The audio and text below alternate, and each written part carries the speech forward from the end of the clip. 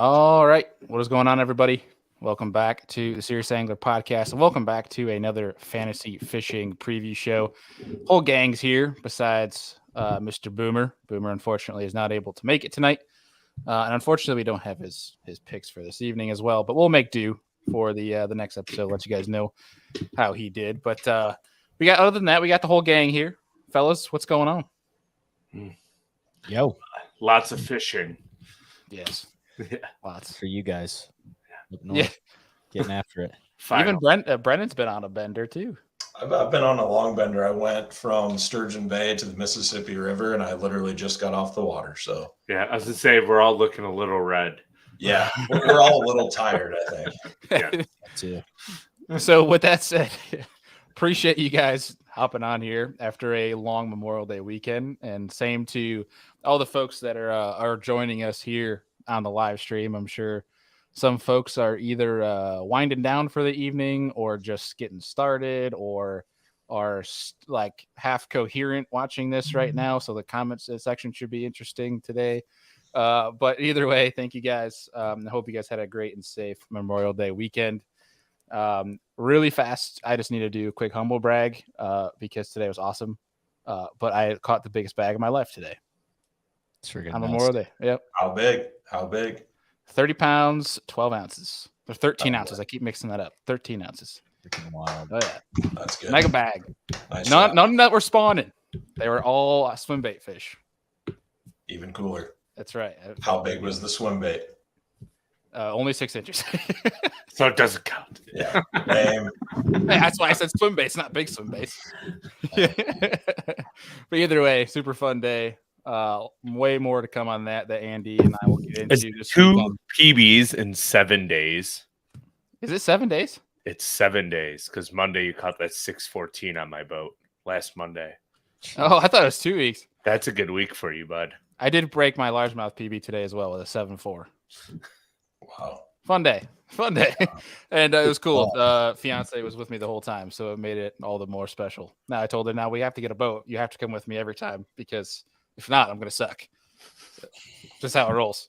Yeah, sorry. We'll get into that more later this week. And really fast for folks, tomorrow night, we're having, on Tuesday Night Live, we're having Polish Pete from Omnia Fishing and the Technological Angler coming on the show to Jason from over there talking about fishing electronics, a lot of Q&A. Make sure you guys come in. We have a lot of people DMing questions already. Going to be a fun time tomorrow. But tonight, we're doing Bassmaster Fantasy Fishing on the next Bassmaster Elite event on the Sabine River this week, which is not known for big weights by any means, but it seems to be a lot of people's favorite event because it's such a toss-up, because it's the epitome of a grinder from a temperature standpoint, but also from a fishing standpoint. I don't know about you guys. Do you guys get excited for the Sabine River on the schedule? I do. I think it's something different. I enjoy a good grinder, maybe not this much of a grinder. But no, it's something different. I like the fact that anybody can win. You know what I mean? Like literally anybody can win this. And I know that's the case with any tournament, but this one especially. Yeah. Yeah, no doubt about it.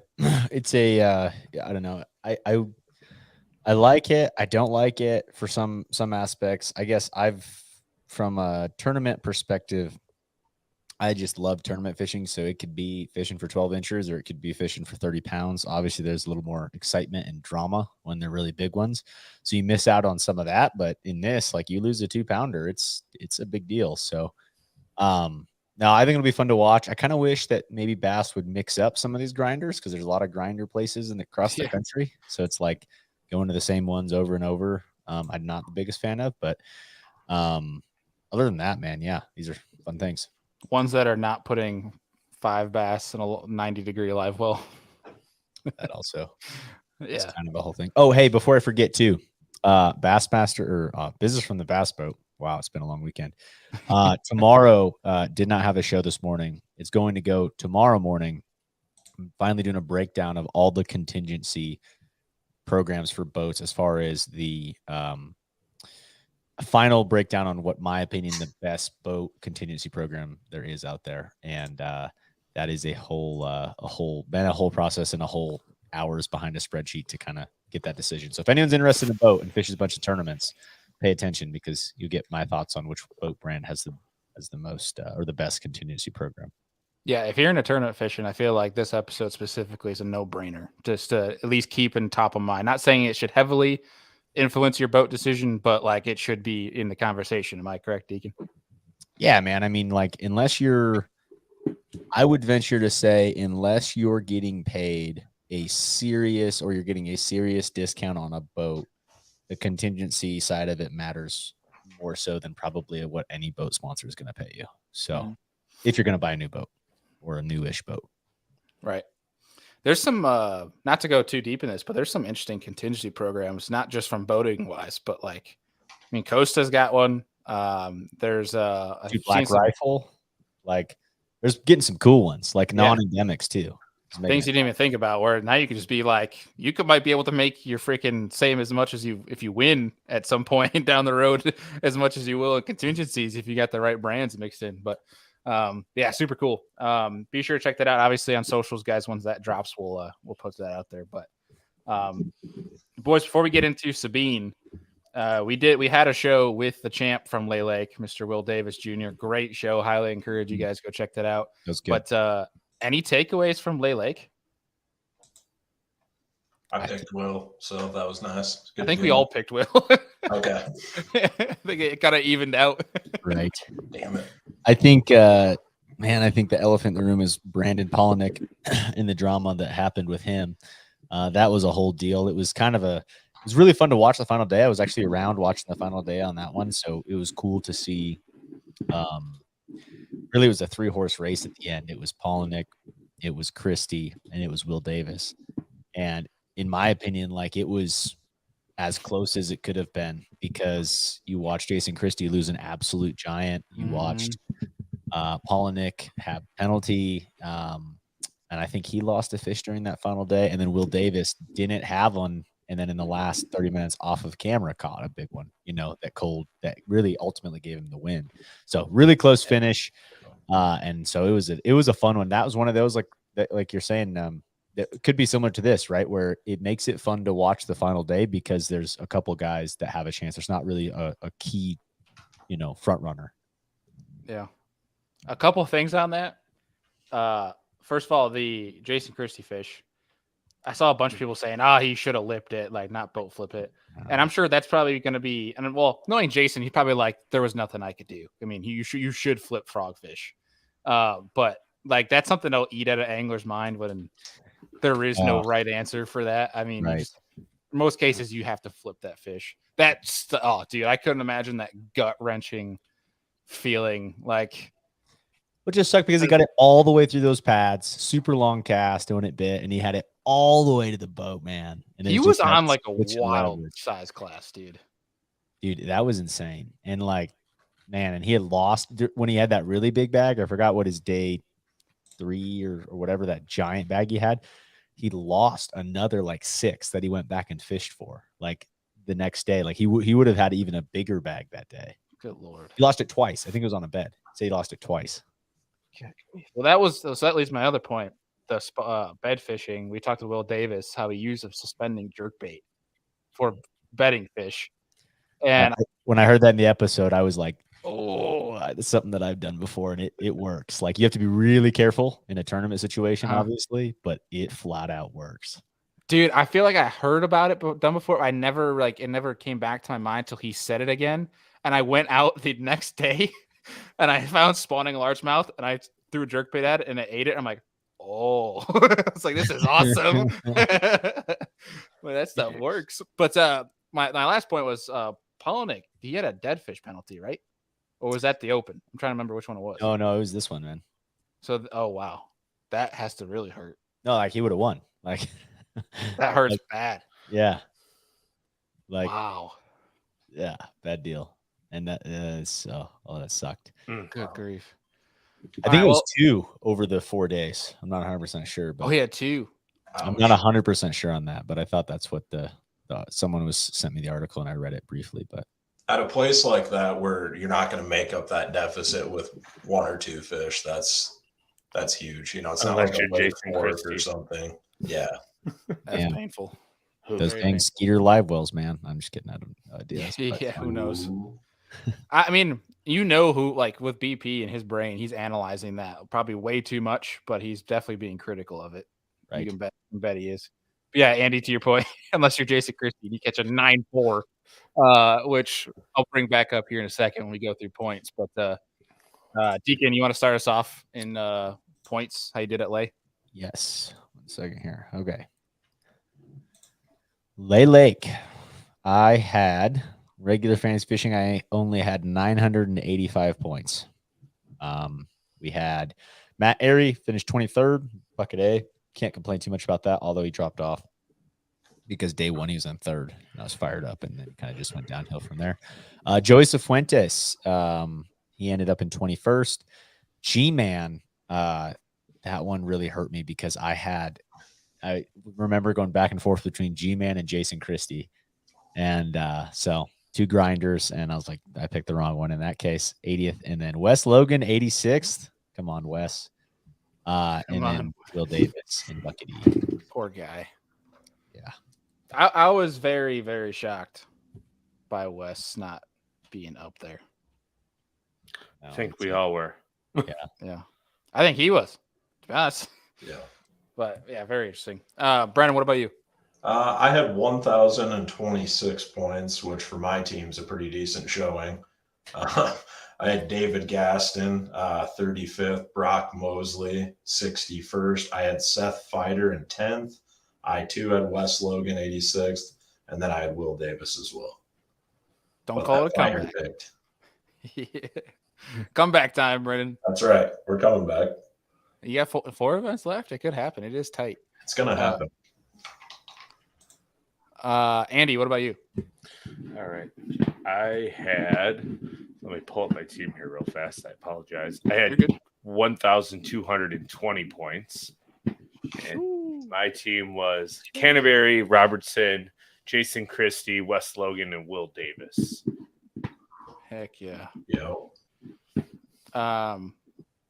So this is where I was like looking, because obviously we have our private group, just so like it's easier to track. Well, it was easier to track until I didn't put all of my guys in on event 1. But I looked at it and I was like, oh dang, Andy won this week. And because I have 1,211 points, 9 points behind Andy. And I started looking at the placing. I'm like, wait a second. I was like, all my guys, like I have a better, and like from a weighting standpoint, like my guys finished better than Andy's. I'm like, how is he above me? And I forget they give you 80 points for a big bass of the tournament. So Andy's, because Christie had a 9-4, Andy had 80 extra points because of it. So I'm like, damn. I totally forgot that they had like those little incentives for like different accolades. Yeah, it's like big fish. And I think if you choose the overall winner, or if like an angler you choose leads a day one day, like they get bonus points for that. Yeah, I think it's like if you get big fish like for the day, it's like 25. Like if you have a big fish on day 1, it's 25 points, which I think is, I mean, I totally forgot that there's like those extra little deals in there. But yeah, so updated standings is, let me hold on 1 second. Boomer had, let's not leave Boomer out of the question here. Boomer had 1,178. So some pretty good scores this week. And the updated rankings is we have Boomer with a strong lead right now with 6,551 points. Incredible. Andy in second with 5,997. And third, 30 points behind Andy is myself, 5,967. Deacon in fourth with 5,774. And Brandon coming in with 5,602. So still tight. I mean, we got a lot to catch Boomer, but pretty tight throughout the rest of the group. But hopefully, all it's going to take is, I mean, Boomer just has to bomb. He has to lose it now because it's just, he stays consistent. He's got that point differential for the most part to stay there. But either way, good event on Lay. But Sabine River, we talked about it. It's going to be a grinder. I have the weather pulled up here. Hot and sticky.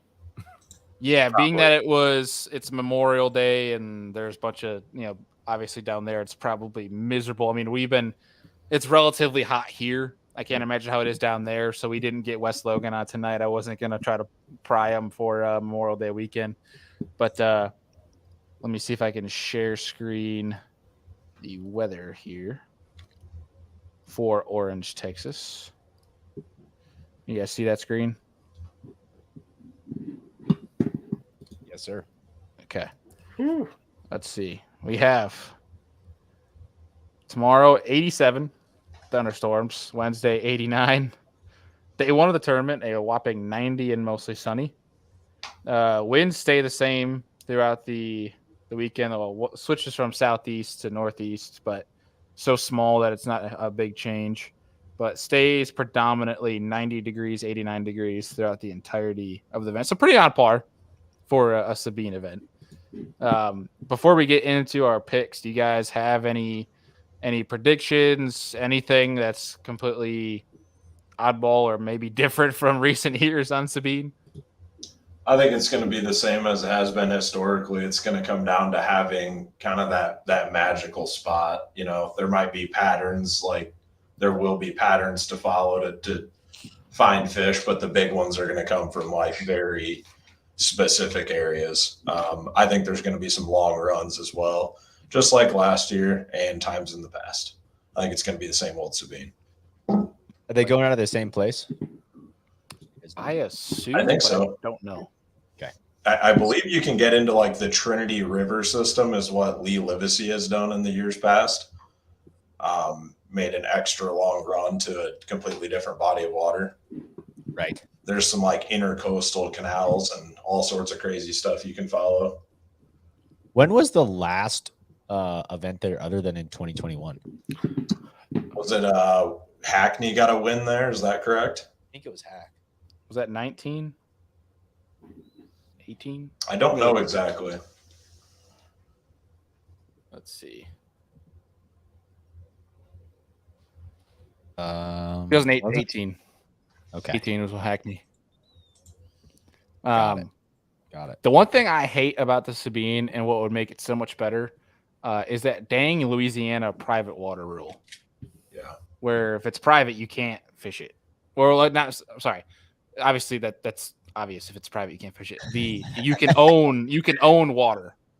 Right. Like it's not like we're New York here. If it's man-made, like dredged out by like a marina or something, then you could put no fishing on it. But like if your property line, say it's this square and the water pushes back onto it, you can own that property line still. People can't, like, if you are on the water, even floating, you're still technically trespassing, which I think is super dumb. I get it, but I don't get it, if that makes any sense. Yeah.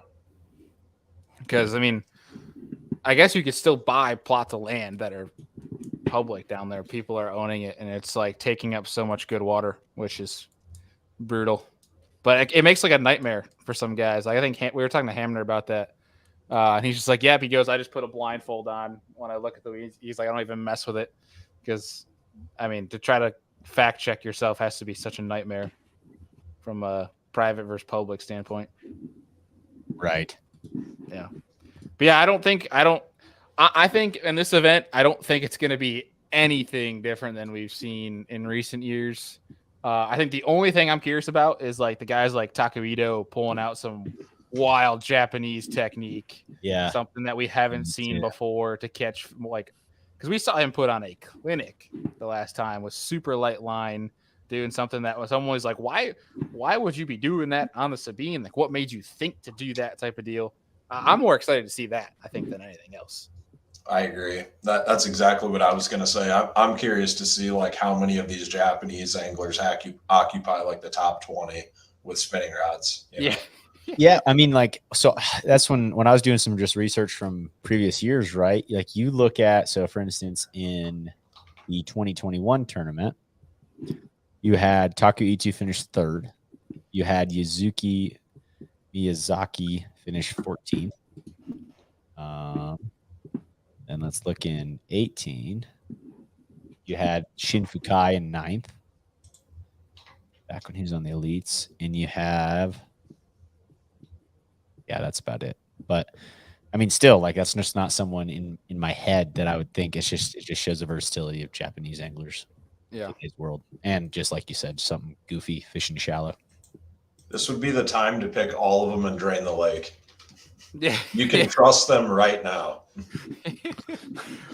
Dude, it's such a crapshoot for most of them because, like, it is. It's like hard to tell. Like, it's hard to know because, like, some of them fly under the radar. Dude, he's so much so. It's wild. I mean, you just think about like how talented they have to be to come from across the world and qualify through our open system. And you know what I mean? Like you realize what it takes for somebody to do it here in the US. Imagine coming from a whole nother world, you know, not even knowing this language and figuring it out over here. Like that's crazy to me. Next level stuff. Yeah. Literally. Andy, anything on your end? I have a funny suspicion that Hackney's probably going to end up winning this one. Again? Yeah. He always does well. He's either like 50th or top 10, and he's catching them on like a frog and a buzzbait. And I just have that funny feeling that's going to be like a Hackney Christie show. You got a comment. Ito is going to pull out that hairy cube bait and whale on him. No, it's not going to be a hairy cube. It's going to be the jackal crab. That's going to probably play really well. That was showing out at Murray. Dude, talking about just real quick, there's been some real sneaky baits here lately that have just been cool. I've been loving the new techniques. I mean, when we saw the whole Jacob Wheeler thing and like I'm trying to freaking see that. I listened to the show, but did he show it on that episode? I never watched it either. I listened to it, but I think he showed it. But I think it's, I don't know, just based on the way he was describing what it was, to me, it just sounded like a kind of like a bigger moping or Demiki style bait that seemed to have a way taller profile, right? Like it almost kind of made me think of another funky bait that we saw happen on the BPT's been kicking out some weird stuff, like with Alton Jones Jr., man, like on that whole thing. Yeah, the poop bait. Well, I'm talking about the G-Crack and the all that. G-Crack shad style. Yeah. That sorry. It was our episode we literally just did like a couple weeks ago with Alton Jones Jr. we was talking about those G-Crack baits, but then he dove deep into the poop bait and how it's legit. So apparently people who have been throwing the what is it called? The cover scat. Yeah, the cover scat. How it's like a legit, it's like it's badass. Oh yeah. Literally, it's a poop bait. Oh, Drew Gregory's got an interesting point here. Do we think that there's a way someone's going to milk a winning bag on forward-facing sonar in the Sabine? Landscape or perspective? Is that what it is for Garmin? Right. Dude, people underrate the use of forward-facing sonar on river systems. It and cypress trees. Yeah. 100%. Look at Luke Palmer, dude. Well, Luke Palmer won Santee. Yeah. Right. It could be 2 foot of water on top water pitching at him on forward-facing sonar, you know? Yeah. I don't know how much though. I mean, I'm just trying to think of, at least in past finishes on the Sabine, are guys ever out in the canals all that much? I feel like it's always I think Taku was backwaters. It's all the guys that run to Galveston or fish around the launch in those like sloughs. Okay. Like shipping canal sloughs or whatever they are. Listen, I'm not going to ever count it out. There's no doubt about it. I think this might be just one of those grinder that's on the bank, but that doesn't mean you can't utilize it, like you guys are saying. I mean, like you can always be utilizing it, but I mean, as far as like solely kind of like a Revette on Big O, I don't know if that's going to happen. But hey, I'm not going to put out. Yeah, solely, I don't think you'll be watching every single one of them eat on forward-facing sonar. That's for sure. No. I think if anything, it might be guys using that landscape mode or like using forward how Luke was. Well, that's what I thought Luke was using that more. It is perspective, right? For Garmin, that one that showed. So I thought he was using that. Wasn't. But he was using forward. And he put on the tree forward and just wait for the tree just to undulate a little bit and seeing him swim around it. And it was like, oh, okay. So, I mean, I could see guys doing that just to see like where Taku was on like that weird concrete structure. Like I can see guys using it just to see if there's still a fish there. Like it gives them a reason to stay for a little bit. Yeah, I mean, I don't know, that perspective thing has kind of changed. Like, I was pretty blown away with it on the Arkansas River of all places in Oklahoma, and I was like, this is crazier than I thought. Like, you can see more than I had, at least on the old live scope transducer. The new one is it's impressive. Like, it's pretty wild. And once you get dialed in, like, the trick is it's really hard to know where your cast is, because it's not the same way as like regular live scope, right, where you're just making that same cast, or any forward facing sonar for that matter. Is like you get really good at drilling specific spots, right? But when it's like flipped, it's really hard to tell exactly where that is unless you can see a piece of cover. Like, if it's showing you a stump, there's a fish on a stump, it makes it really easy. But it's really interesting to see. It's also crazy interesting to see how much life is in areas like that. I think is what blows me away more, especially on any river. But like, you just look at it and the whole screen is lit up with fish. I mean, there's fish and they're all going different directions, and it's not the same as when you're having to pan and look. Like, it's the whole thing, you know. It's kind of wild. Yeah, especially when you can't, like, it's not clear water. Like, when you can't see anything, how much you realize is actually there. That's the thing, right? Like, I was fishing chocolate milk. Like, it's crazy. Yeah, not to go on a tangent, because this is a great conversation for another show, but I Deacon, not with that mode. What I realized to get more accurate with it is, like, if you can point it at the fish or the structure that you're looking at. Like, I was on a piece of concrete and I saw a fish cruising on the left side of the wall. I'd point so that, like, as best I could, that fish would be in the middle of it. And I just went a little bit to the right as it was swimming to the right to lead it, and pitched from front and then caught it. So it's like, if you have it right, like vertical 90, that's how you can easily pitch to them better on that mode. That makes sense. Yeah. Okay. I like that. But I mean, I've only used it a few times, so I'm not going to. Gotcha. But you see guys that are using both transducers now for that reason. I've been seeing that more and more, having two different scopes up front. Yeah. Pretty wild stuff. Anything else on Sabine, or should we start getting into our picks?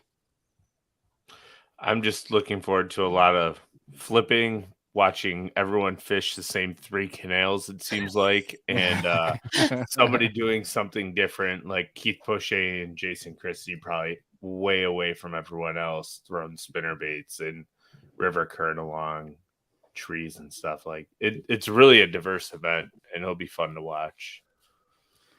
It is going to be interesting. There'll be a top 10 fishing retreads. Yes. Always, if not multiple people. Because I think that's how Seth Fider made the top 10 last year. He just fished retreads for 4 days or 3 days. Throwing a little Bassman spinnerbait. Yep. Here's an interesting point from Drew. He was talking about, wonder if Christie's spot could produce again, or if he can even get in there because he's not in the Express anymore. Well, the crazy part about that was he barely made it there and back with the Express because he didn't have enough gas. Not enough tank. I'm sure they'll find ways. Yeah. I think Christie can get into a lot of places in a fiberglass boat too, just fine. Oh yeah, yep. Marketing. Yeah, that's why he wasn't able to get there in years past. Right. That's funny. Those Oklahoma, and that's what, dude. I mean, this is just coming from watching guys on the Arkansas River. The last tournament that I fished in early May was a Bass Nation regional, and I was watching guys put fiberglass boats, including some new fiberglass boats, in places where I thought there was no chance of a bass boat getting in there. I was impressed. There was guys jumping a rock section in fiberglass, not jumping, not like the drone, like, but getting to where their boat was rubbing rocks continuously into a spot on fiberglass boats. And I was like, what are guys doing? Like, I was impressed with how places guys are going in fiberglass boats that I wouldn't ever dare to. Ruin your boat for a 56th place finish. Literally, man. Like, brilliant. Sorry, Boob, not worth it to me. Like, I almost stay out. Classics, different day, different thing. Cue the Budweiser "Real Men of Genius" song. Yeah. Yeah, so they're calling because they can't get back out. Yeah. That's what I kept thinking. I was like, man, they're gonna get in there. I don't know how they're gonna get out. Could you imagine trying to run into some places like that and you get in and you get stuck and you're like, well, I don't know how to get back. No, so technically, from what I understand, the rule is you can't get out of your boat to get into it, but you can push your way out without being in your boat. You can't do it to get in, but you can push your way out. Gotcha. At least that was the rule when guys were talking about it. Okay. All right. You guys are you guys ready to go through the buckets? You guys got them pulled up? Mm-hmm. Do it. All right, Andy, because you won last week. Bucket E, start us off. Bucket E, I have KJ Queen. Just a gut pick. I think he's due for a really good finish, and I believe the last time they were there, he finished 10th or 11th. So, yeah, it's a gut pick in Group E. Don't really like anyone else there. Maybe Frank Talley, but I feel like he hasn't really done much in a while. So, yeah, KJ Queen. Brennan, what about you? Bucket E here, I'm going to go Caleb Summerall. Feel like him being a traveling partner with Lee Livesey, who has experience here. I mean, Orange, Texas isn't necessarily a destination place in Texas to go fishing. So a lot of these guys that are from Texas, like, they know about it. They've been there, but only because they have to, right? So got to believe some of that knowledge will rub off on Caleb from Lee. Plus, he's a flipper. So I like it. With the exact same thinking in mind, and just because he's from Louisiana, I also picked Caleb Summerall. And that's really it. I don't really have a better explanation than what Brendan exactly just said. I do. He finished 7th the last time they were there. Yes. That's important. That was my choice as well. I didn't know that till Deacon just said it, but yes, that. Caleb finished 7th and Lee finished 9th. So good week last year here, or 2 years ago for the roommates. Hell yeah. Is that saying you picked Summerall as well, Deacon? Yeah, I picked Summerall. Okay. Yeah, just figured. I mean, beyond that, I don't know if there's anybody that really stands out in this one. Bradley Hallman, from a flipping standpoint, I feel like you take a chance on. I mean, Poche obviously sets up well for an event like this, but is one that, to no disrespect of Poche, I don't know if he's going to go out and not care, or if he's going to go out with that being said, not caring and is scary good and will go win one, or what's happened with this whole deal with Bass. I feel like he's just a scary pick for me. Didn't he say that he wasn't even practicing? Yeah, I thought I saw that somewhere too. He wasn't even going to practice. I believe he posted that on his Instagram page. Yikes. We're going to stay away from that conversation, again, out of respect for Keith. But no disrespect to you, Keith, but I'm not picking you for fantasy anymore.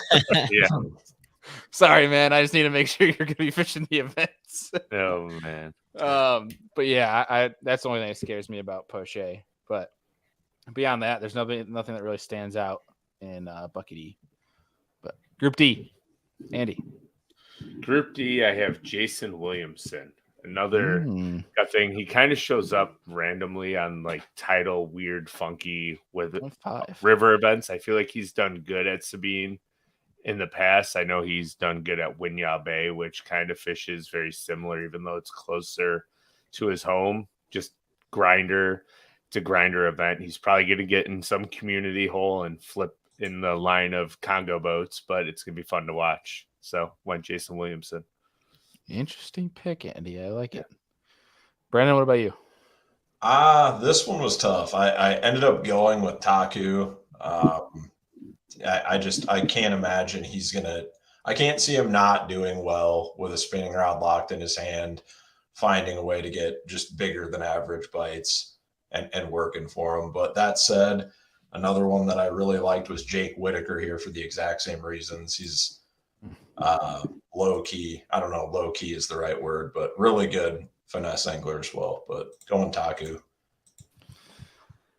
Gosh dang, I'm just gonna have you pick for me, y'all. This whole dang thing. I'm also going Taku, just off of recency bias. Again, and to our point earlier, just kind of curious what wild techniques, if any, we're gonna see for this event. Somebody that's throwing, well, there's guys going down the banks, frogging, spinner baiting, swim jigging, doing all that jazz. A guy that's going to go behind him with a spinning rod and 4-pound fluoro and, clean house or whatever's behind that guy. So I'm also going Taku for this one. Deacon, what about you? I like it, man. Someone who it's just those, and Brennan would know this more than anyone, being where he's at in the country, but those river guys from Wisconsin always seem to do well on any river. And someone who finished 12th in 2021 was Caleb Cuphall. And so, there you go. Thank you. You're welcome. I don't know, man. They always seem to do awesome in river situations. Grinder, they can at least go get a limit and that kind of a thing consistently, it seems like. So he's my bucket D pick. I like that. Good pick, yeah. I was very torn with him, but I favor the Japanese side of fishing. So I don't know. I think Kufal's going to do really well in this one. I could even see him being one that wins this event. I could see Wes having a comeback here. We talked about Paul Mueller as well earlier.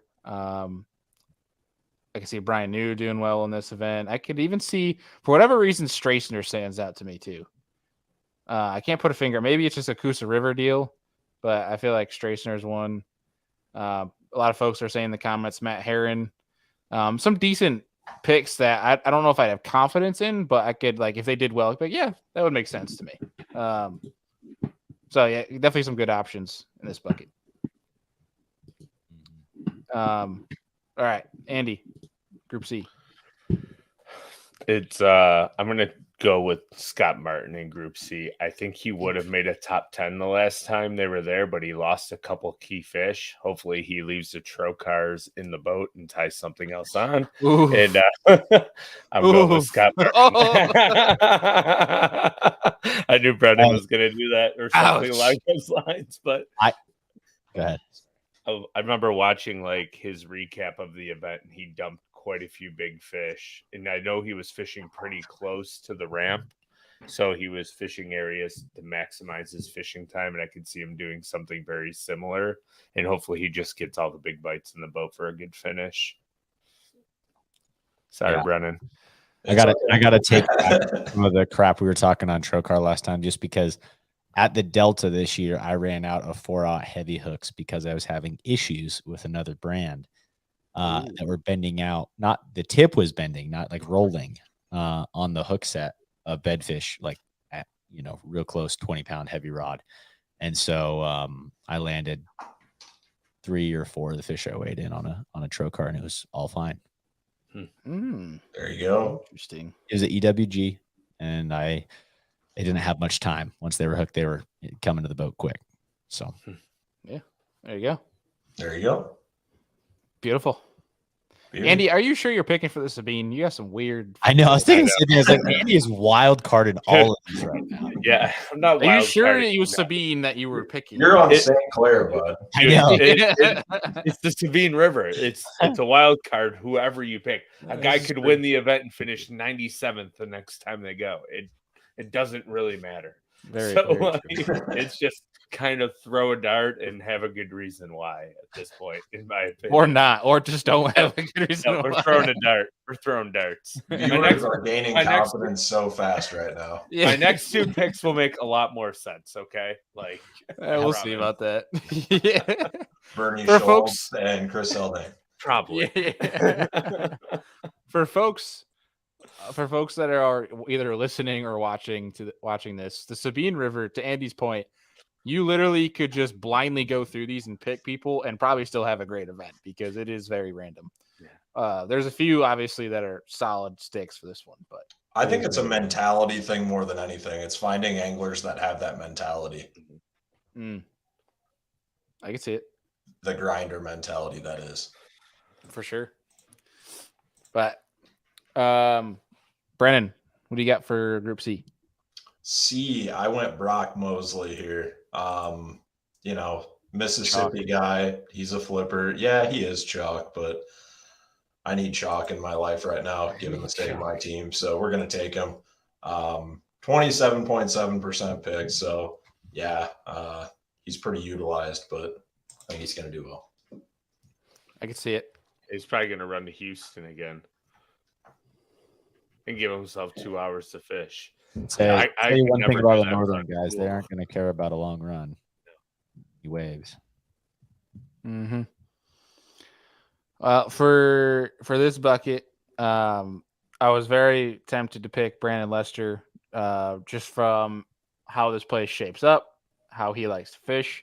Last time I picked Lester, he bombed very badly. So for the sake of keeping Brandon Lester, doing him a favor of keeping him in the Bassmaster Classic hunt, I'm not going to pick him. So he's probably going to do well this event. And I'm going with Clark Wendlandt.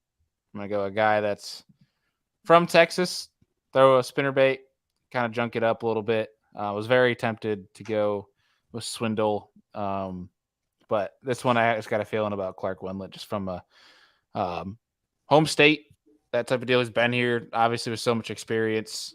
He's spent a lot of time out here. So that's what I'm going with. I like it. So it's interesting that you said almost Swindle. I think in 2019 when Hackney won, or 2018 whenever Hackney won, Swindle was, I think, in the top 5. And then the last time they went, I think he was like, I don't even know. I know he was outside the top 50 if I remember correctly. Yeah, 34th. So I was wrong, but like, whatever. I'll take a 34th. Yeah, I'll take too. Yeah. I feel like he had a really bad finish there, one of the events they've gone, though. So Yeah, it we'll just see. proves like how random it is. We'll see. I like this like DJ-ish view we have right now of Deacon, like the really zoomed out. Like a Like, 2001 music video. Yes, that's exactly what I was saying. This is the intro. Awesome. I'm 41. Like yes. I love that you guys are on the same track mind right now. That's awesome. Great. I said now I got Fat Lip, the song in my head. That's amazing. All right. Back to I was thinking more fishing. like motivation, where they're all in the room playing like the drums real heavy and they're kind of separated. I don't know if you remember that music video, but Yeah. that was like the perfect zoom amount for that video. It was good. Showing my age right now. Old man. I'm old. All right, Deke, you're up. You're muted. Here we go. Muted. All right. I also went with Brock Mosley. He is probably the only person that, and this means he could totally bomb this week, but he is the only person that has been very consistent here. He finished second there last year, and in 2018 he finished 12th.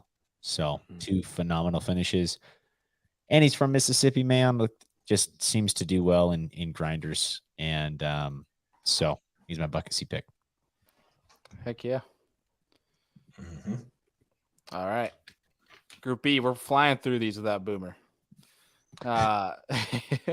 Andy, who you got? Group B, Hackney. Oh, I should have known that was coming. Yeah. I was torn between him and Christie, but I just feel like this event is Hackney's wheelhouse, and you're going to see him frog and buzzbait the entire time, and probably like a hand carved wooden balsa. Obviously, it's wooden because I said balsa. I'm tired, but he'll be doing those 3 things. He's going to catch some big ones, like 2.5 pounders, big ones. As much as you make fun of me for picking Atkins, you always pick Hackney or Gerald Swindle. I guess Well, the difference is Hackney always catches fish. not always. He usually Damn, shots lately fired. he's been I bombing didn't mean it us like that, but lately, like, dude, Hackney, like, oh, he seems to do really, really well. But If you're going to have 2 guys to pick consistently, though, those are 2 good guys. Yeah, I won't knock that. say Atkins every time you picked him. Hey, there's a couple times he did well. All right. You have like an MLB batting percentage with him. You're like sub 200s, like batting 8th. Out of the 10 times you picked him, he may have done well twice. Hey, we're getting somewhere. We're getting somewhere, all right? We got to start somewhere. Oh, God. Brennan, what about you? Who's your pick? Well, this one was the toughest one, in my opinion. I think a lot of people could agree. You got Christie in here. You got Card, who's probably a little overlooked. Robertson took 11th last time. Yeah, Kenta Kimura. He's a huge sleeper in this one. Obviously a Japanese angler, then does really, really well in grinder events. But I went Lee Livesey here. He's a guy that's going to make like Christie, not be afraid to, go a super long run, get away from people, not even get away from people, just get to areas that have fish. There's so much dead water out there. So I think that's going to benefit Lee Livesey, and I'm going Lee. Heck yeah. Man, you said it, that Kenta pick, like on river systems, like I think, was it the James River that he won? The Open? I think he's got a win at Louisville too, in an Open, which is a horrific body of water, just like the Sabine. Yeah. I was very, very, very close to picking Kenta. But I feel like this one, I tease you for having the chalk picks and going with the percentages, but I'm rocking with Bassmaster Classic champ Jason Christie.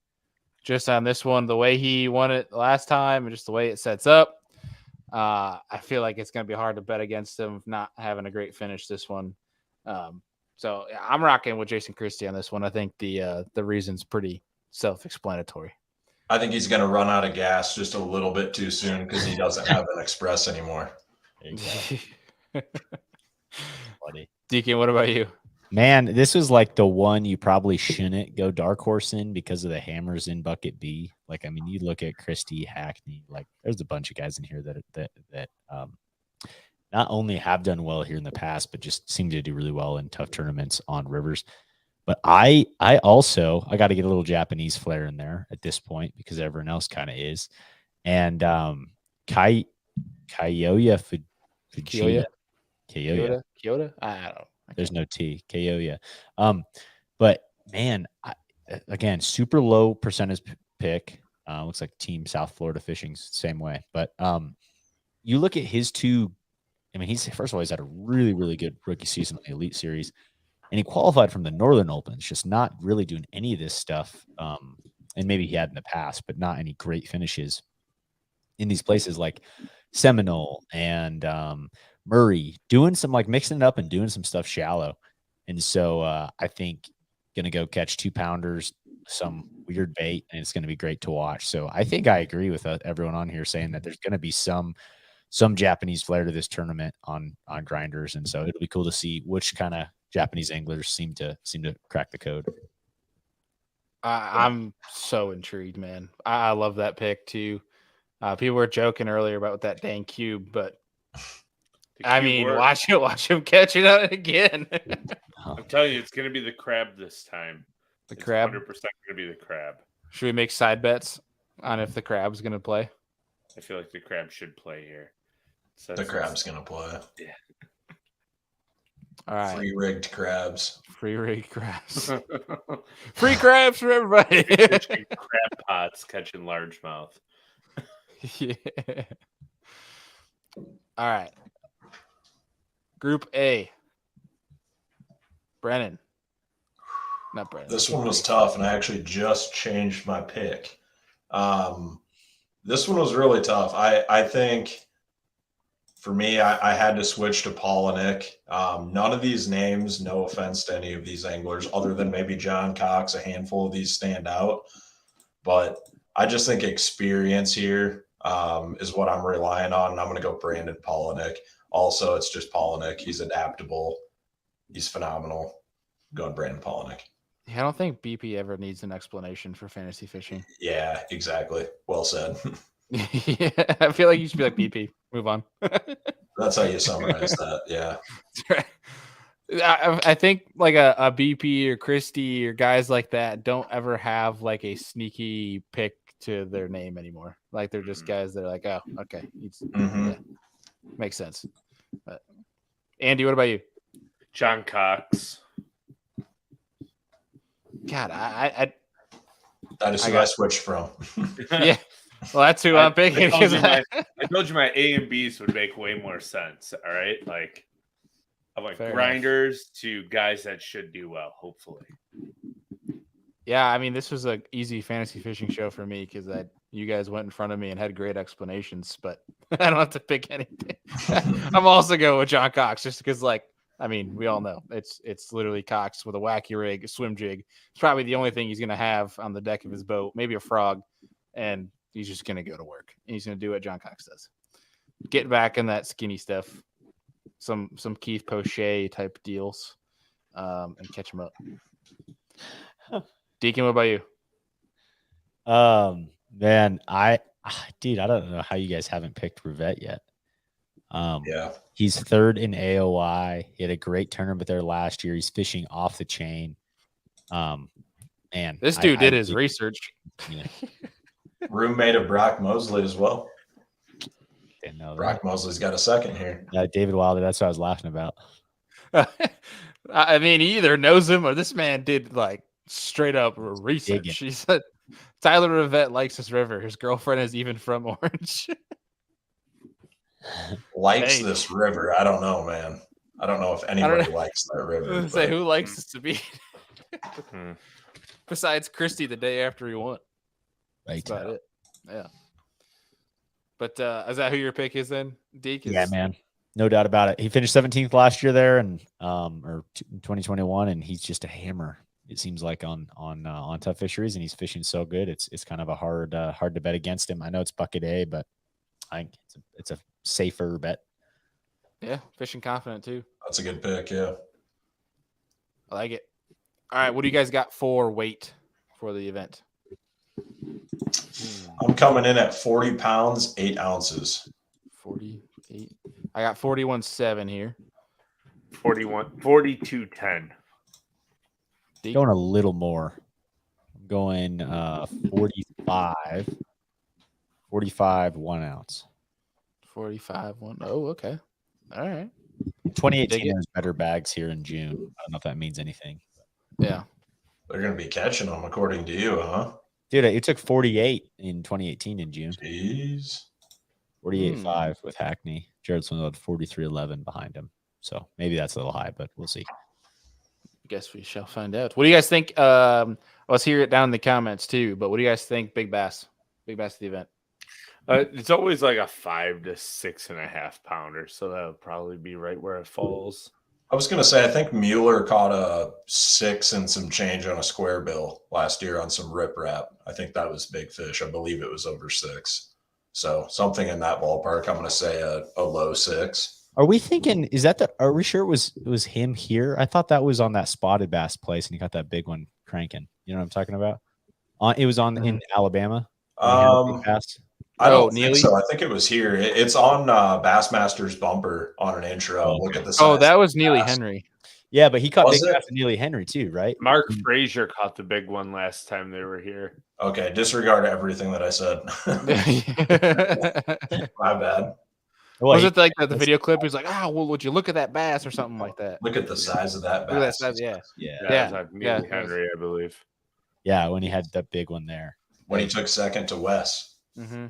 I think Keith Poche actually had a big one in 2018 before the whole split, or 2019.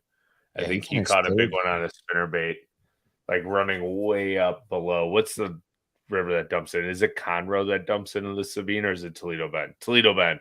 He was running like almost a Toledo Bend. He caught a real big one on a spinnerbait. That was like, what kind of boat was he running in that era? Fiberglass boat back then. Okay, I was going to say, really? He's not getting there now, but yeah, he was making an insane run to almost Toledo Bend. It'll be interesting to see what he does with that boat now. Yeah, he can't go quite as far. No. All right, you guys want to wrap up and rattle through Drain the Lake and then call it a night? Sounds good to me. Yep. Cool. Real fast, Drain the Lake standings as of right now. We have Brennan in the lead with 10,079 points. Deacon very close behind, 10,076. So 3 points behind Brennan. Tight race at the top. Close. Don't slip up, dude. I'm in third with 9,552. Andy in fourth with 9,040, and Boomer missing 2 events at 6,880. So hold on. I think if you take like the actual fantasy score and you take Drain the Lake, just flip it. And I think it literally aligns perfectly. Yeah, you're right. Yeah, it is flip-flopped. Dude, it's odd how that's working. I was thinking the same thing. I'm like, what am I doing differently on Drain the Lake? I just do Drain the Lake. It's like, dude, just don't even care. Just rattle through it. Hey, what's the next Elite Series event? We go north, or is I there want to say it's St. Clair. Yeah, St. I believe Clair. that's right. Yeah. and then it's Champs. Okay, St. St. Clair, Lawrence. Champ, St. Lawrence. Okay, so Yes, sir. Chalk Northern Derbies. Okay, I was just in case I didn't know if we were going to Wisconsin or not, or any of the river stuff, but it sounds like it's all going straight northeast. No, sir. Past St. No, Clair. sir, we're not. All right. Andy, you got your Drain the Lake pulled up? I do. Rattle through, my friend. Masayuki Matsushita. I can't talk right now. Jake Whitaker, Caleb Summerall, Rivette, Mosley, Livesey, Combs. Ooh, Combs. I like it. Deacon. All right, I've got Caleb Summerall, Tyler Rivette, Derek Hudnall, Jason Christie, Brad Watley. I think I'm going to change that. Got Derek Gleason, Pat Schlapper, Kenta Kimura, and then I'll change that Brad Watley to, gosh, any more like non-northern guys. I've been really doing a good job banking my northern guys, and I feel like Throw Ernie Schultz in there and see what happens. Just go for it. You not can, bad. Throw a Florida boy in there. oh, You know who I'm I'm going with? saving Bernie Schultz for a special place. For a special place.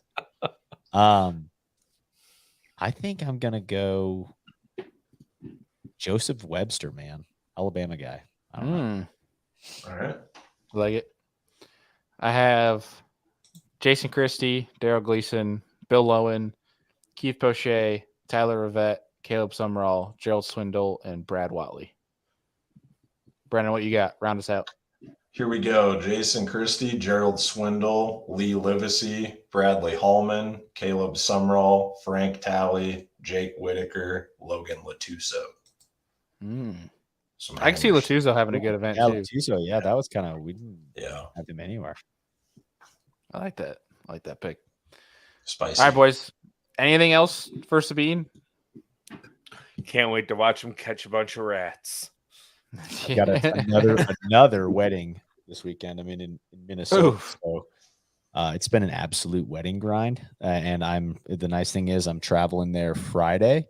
So I'll be able to watch live on the this is how bad I am with Bassmaster Live. I'm to the point where I will pay for airplane Wi-Fi to watch Bassmaster Live. I mean, when the Wi-Fi is only $5. I mean, I know, that's what I'm saying. Like, yeah, right off, too. screw it. What are we doing? We're working right now, baby. Yeah, right on. Oh, I love it. Brendan, anything coming up with you or Do It Molds? With me, no, nothing major. I got a tournament this weekend, first one on the Mississippi River. So Jack to get that kicked off. Good catching, man. We've had some flooding. Rivers finally coming down. Like this last weekend, I was fishing Sabine style, up in 2 foot of water on top of flooded islands, fishing on top of boat ramps, catching them on frogs, just a riot. So clear back in creeks. It'll be fun. Hell yeah. Sounds like a bunch of fun. Yeah. Andy, guiding all week? Oh man, I'm guiding forever. It seems like no, I'm gonna basically be on the water till the end of June every single day, catching smallmouth, and then I look forward to a little bit of a break because having a newborn at home, it's the sleep, not totally sleepless nights, but close to sleepless nights are getting a little old.